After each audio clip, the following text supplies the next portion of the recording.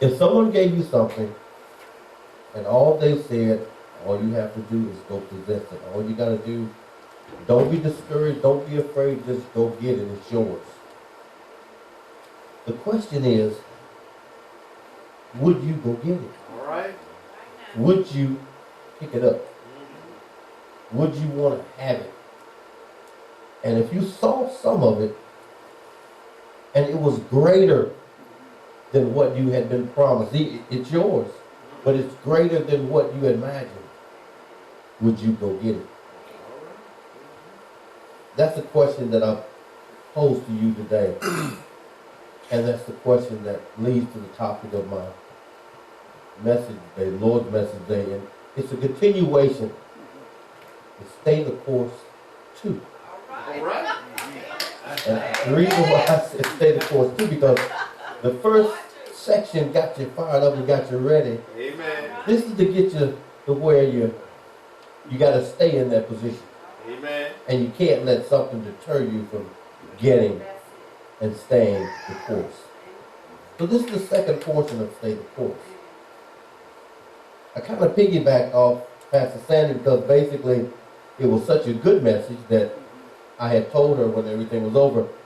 That's part of the message I had when I get ready to minister. I said, so I gotta steal her title. I'll just add the 2 to it. But if you were given that opportunity, is there anything that could stop you from taking or possessing that particular item, that land or whatever it may be? Yes, there is. It's called fear.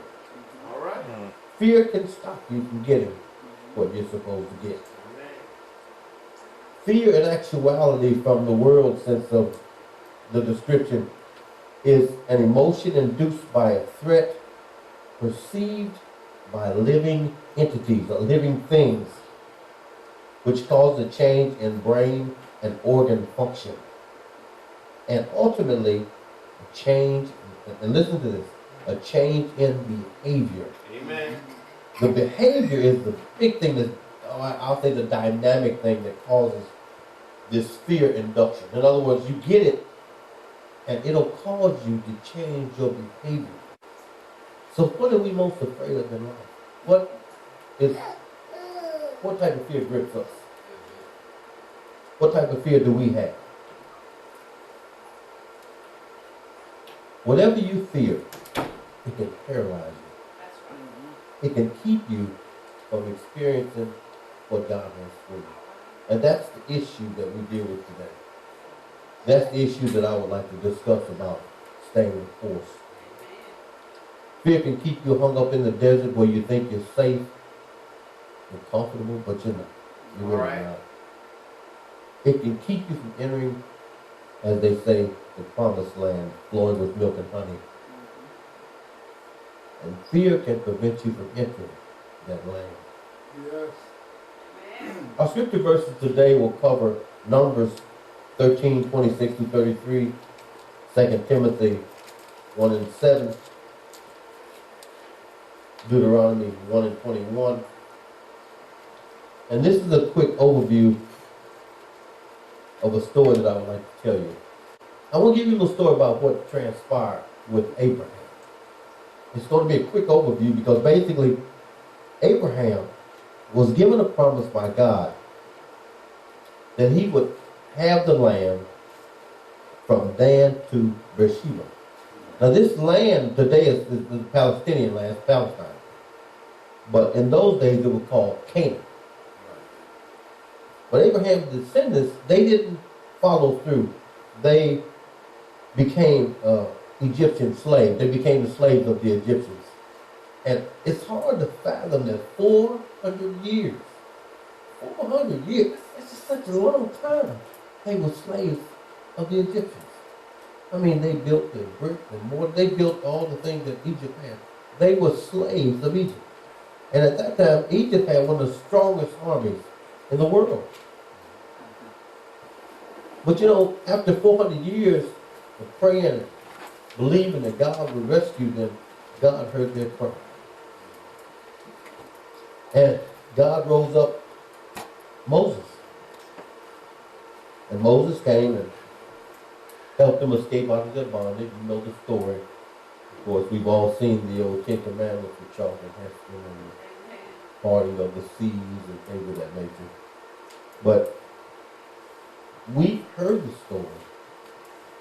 These people witnessed the story. They were in actuality a part of that story that we see today, a part of the parting of the Red Sea, the plagues that Lord put upon Egypt, upon the Egyptians. They saw all that. They had an opportunity to see the sea part.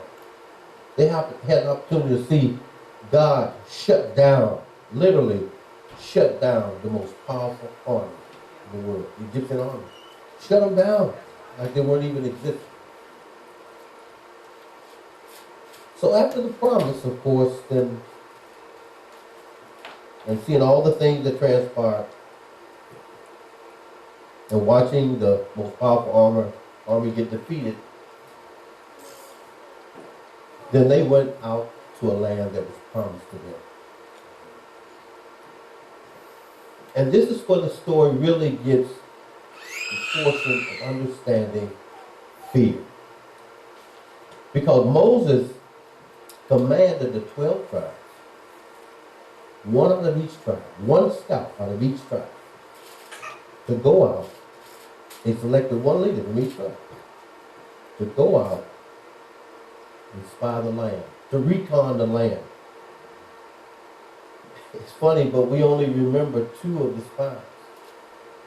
And the 2 spies just happen to be Joshua and Caleb are the ones that we remember. In actuality, when you recon, or reconnaissance means to go out and survey a particular area that you're either going to take over, you intend to invest in, to take possession of. You have to go out and actually, what they say recon is to actually go out and survey that area. Make sure it's either okay to take it over, okay to fight in that area, it's safe enough, you won't be ambushed. Well, that's the same thing that the 12 spies had to do. They had to go out, and that's why they call them spies. They went out to spy.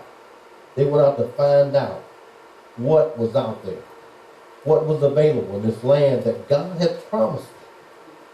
Now God promised them this land, and Deuteronomy, he tells them about the land that he promised. Let me read you what exactly it tells in Deuteronomy.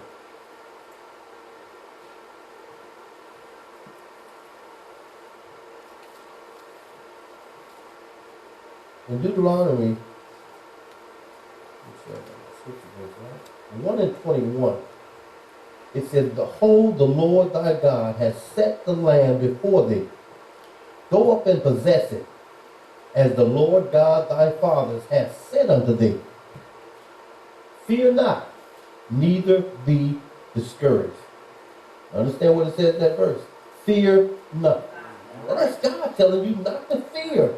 He's telling them, do not fear. Fear not. That's the land I promised you. And now let's get to the story. What happens to the spies when they go out? This is what really got me. The Lord promised them that. And this is the report of the exploration that they went out.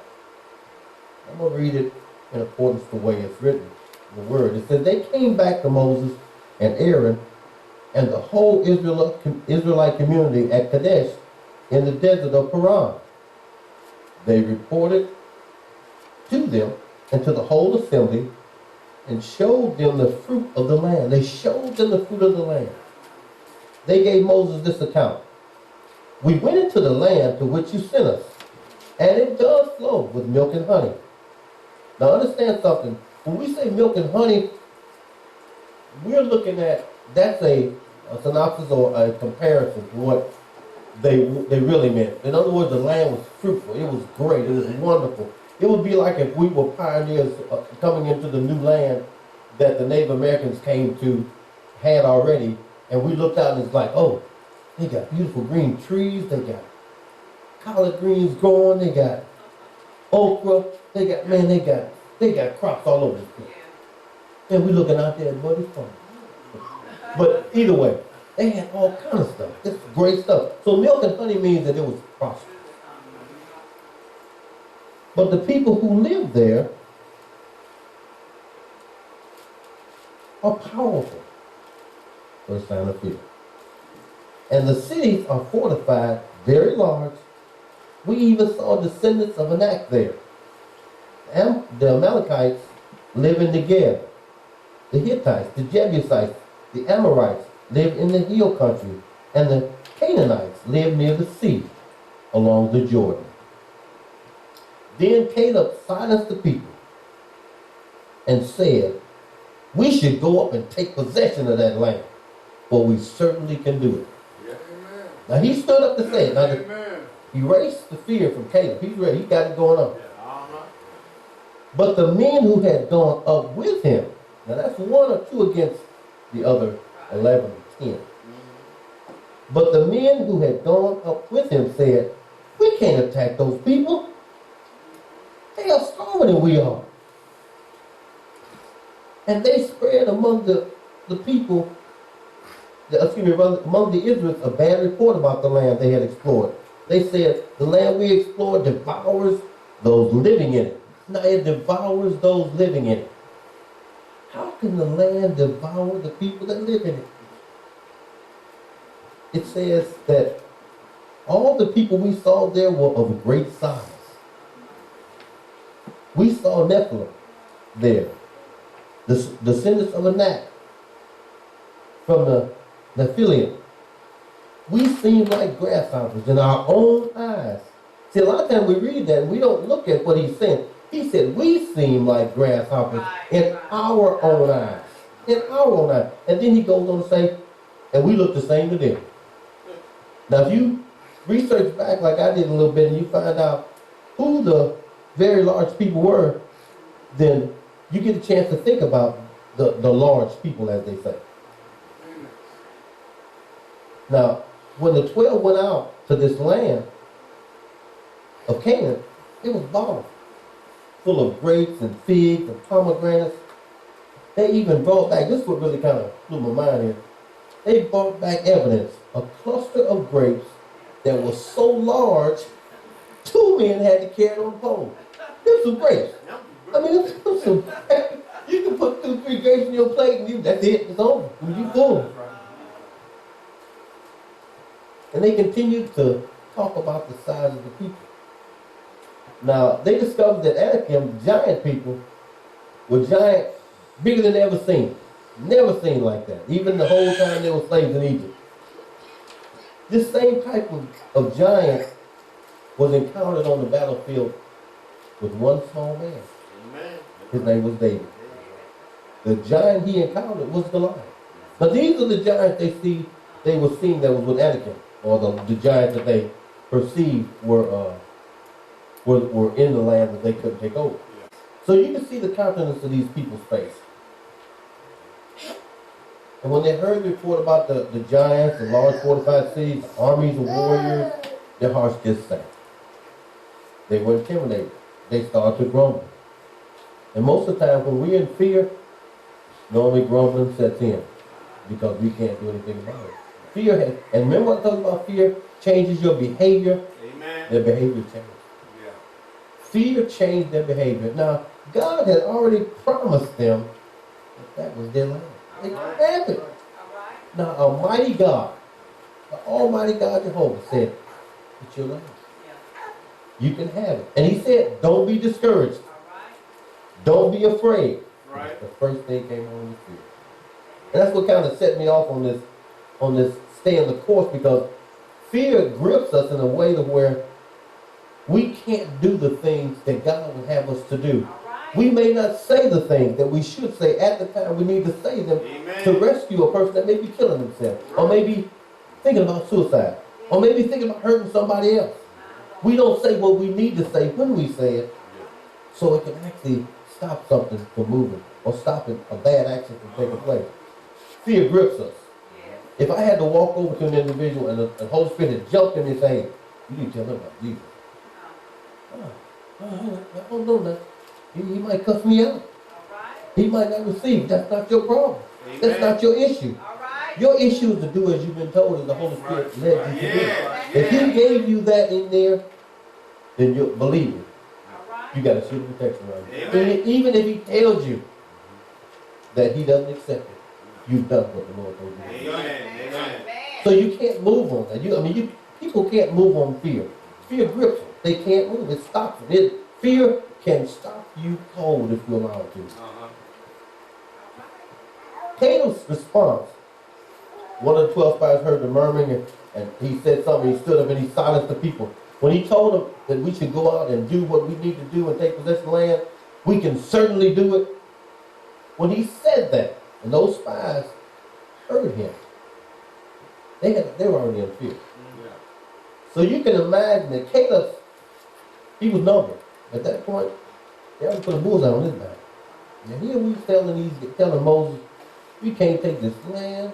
And this knucklehead gonna go out here and say, we can take the land, and we gonna get out here and get killed.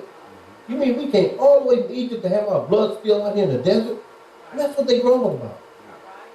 You know, and that's the same thing that actually grips us today. We put limits on ourselves. Fear puts limits on our lives. We're the grasshoppers, or we allow ourselves to be the grasshoppers, rather than being the giant killers.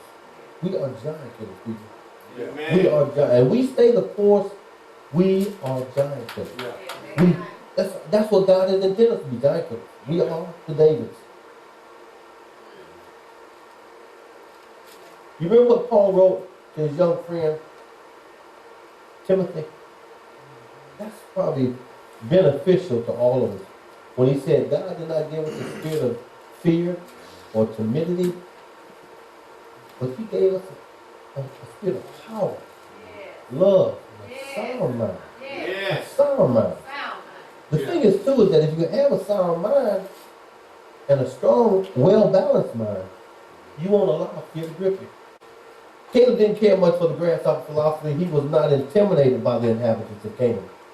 He didn't have a fear factor. He had that giant killer mentality. The tragedy of the grasshopper spy story in Numbers 13 is that the negative voices wept and grumbled their way into action. Plans to do nothing. Their action plan was plans to do nothing. And so for 40 years, the Israelites wandered around in the desert, eating that manna and quail, being content with manna and quail. But right across the road, right across the track, they had the promised land waiting over to the north, and they never moved on it. God had given it to them, but they didn't enter it. Amen. They believed too much and too little. And the bad part about it is they believe too little in God. And we don't serve a little God. We serve an awesome God, a mighty God. You know, what stands out is that God demonstrated his power to the Israelites when he shut down the Egyptian army. That's right. He demonstrated his power to Israelites when he put them plagues on them rascals, with them frogs in the water, blood and everything. When he loaded that up, he put everything they needed inside in the sea. A lot of times we become the doubting Thomas. We say, well, if I see it, I believe it then. If I see it, then I'll go from there. But Caleb had already made up his mind. He didn't have to see it. He knew he could take over that land. Caleb was voted down that day, and he paid a pretty tough price. Excuse me. Because he had the belief in the power of God to empower the Israelites to take the promised land, the fact that he believed that way, they actually tried to stone Caleb. They were going to stone that man for a belief that God gave him that we can take the land. We surely can. We certainly can do it. Yeah. They were ready to stone him. Caleb gave a message that we all should listen to today. A message that we are not grasshoppers. We're giant killers. We are giant killers. And since God did give us that strong mind, that well-balanced mind, and he didn't give us a spirit of fear, we have to step out and erase the fear. I've always heard that faith It put fear out of, it knocked fear completely out. It knocked it. You know how Mike Tyson get up in there, first round, okay, I beat that rascal was. Tyson put a flat. That's how fear is. But that's how faith does. Faith knocks fear slap out. It knocks it out.